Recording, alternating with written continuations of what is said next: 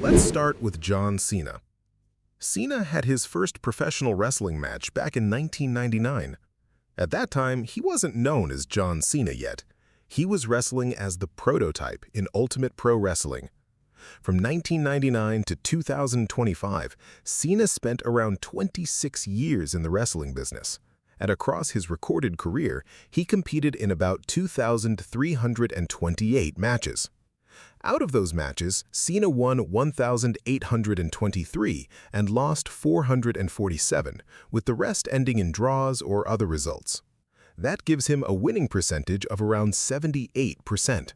And honestly, that number makes sense. Cena was one of WWE's most protected and dominant stars, especially during the Ruthless Aggression era and the years when he became the face of the company. Roman Reigns. Roman started his wrestling career in 2010 under the name Roman Lee Key.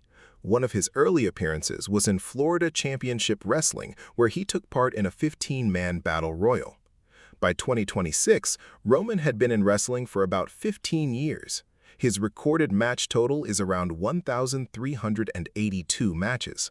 He won 1,009 matches and lost 340, giving him a winning percentage of about 73%. Roman's career has two very clear chapters. First, he rose to fame as a member of The Shield. Then later, he became the Tribal Chief, one of WWE's most dominant champions. During that Tribal Chief era, Roman didn't wrestle as often, but when he did, every match felt important. WWE presented him as the central figure of the company. Now let's talk about The Rock. The Rock had his first professional match in 1996 when he faced the Brooklyn Brawler. Of course, later on, he became one of the biggest names in wrestling history. His wrestling career started in 1996, but he also made occasional returns over the years. So even though he wasn't always a full-time wrestler, he stayed connected to wrestling for almost 3 decades. Across his recorded career, The Rock competed in 855 matches. He won 453 and lost 355, giving him a winning percentage of around 53%. Now, that number may look lower compared to other legends, but there's a reason for that. The Rock competed during the Attitude Era, when top stars traded wins a lot. The storylines moved fast, and big names often lost to keep rivalries exciting. The Undertaker. The Undertaker's first match happened in 1987. Back then, he wrestled as Texas Red against Bruiser Brody in World Class Championship Wrestling. From that first match to his final farewell in 2020, The Undertaker's in-ring career lasted around 33 years. He competed in about 2,500 recorded matches. Out of those, he won 1,868 and lost 537. That gives him a winning percentage of around 75%. That record fits his character perfectly. The Undertaker was always presented as mysterious, powerful, and extremely hard to beat. And of course, his WrestleMania streak became one of the most legendary records in wrestling history. But even beyond WrestleMania, his overall record shows how strongly WWE protected him across different eras. Triple H. Triple H made his professional wrestling debut under the name Terra Rising. In his debut match, he defeated Tony Roy in the International Wrestling Federation. His active in-ring career ran from 1992 to 2022, which means he spent about 30 years in the business. Across his recorded career, Triple H competed in 1,985 matches. He won 1,041 and lost 873, giving him a winning percentage of about 52%. His record tells the story of a wrestler who was always involved in major rivalries, title matches, and faction wars. He was part of D-Generation X, Evolution, and later became a major authority figure on WWE television. Triple H won plenty of important matches, but he also lost many times to help build other stars. That's one reason his record is more balanced compared to some other legends. Hulk Hogan. Hogan's first professional match came in 1977 against Brian Beeper Blair in Florida.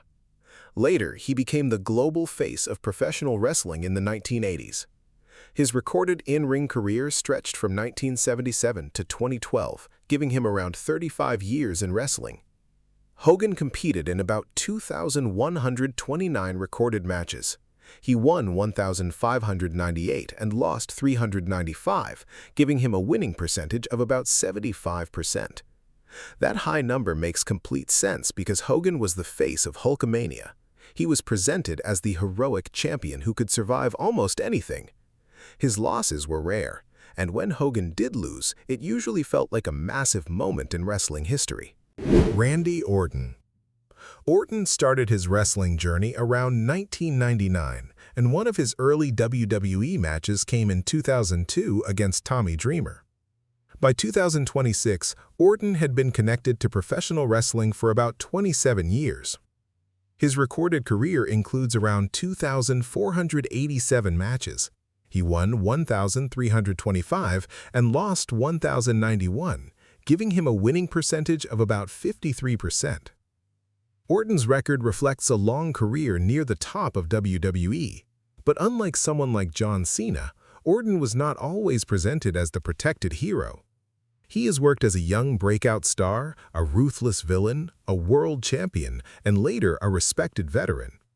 Because he wrestled across so many weekly shows, rivalries, and title programs, his record shows both dominance and durability. Brock Lesnar. Brock Lesnar had his first professional wrestling match in 2000 in Ohio Valley Wrestling. He teamed with Shelton Benjamin against Chris Michaels and Sean Casey. His wrestling career stretched from 2000 into 2026, although he took major breaks from mixed martial arts and other pursuits. Lesnar competed in 443 recorded matches. He won 317 and lost 117, giving him a winning percentage of about 72%. Now, what makes Lesnar different is his match total. Compared to other legends, he didn't wrestle as often. After becoming a main event attraction, WWE used him like a special event. His matches were usually saved for major shows. That made every Brock Lesnar appearance feel big, intense, and important. Shawn Michaels. Shawn Michaels made his documented professional debut in 1984 against Art Cruz in Mid-South Wrestling. From that debut to his retirement match in 2010, his main in-ring career lasted about 26 years. Across his recorded career, Michaels competed in 2,148 matches. He won 1,458 and lost 595, giving him a winning percentage of around 68%. His record covers many different versions of Shawn Michaels. First, he was the young tag team wrestler in the Rockers.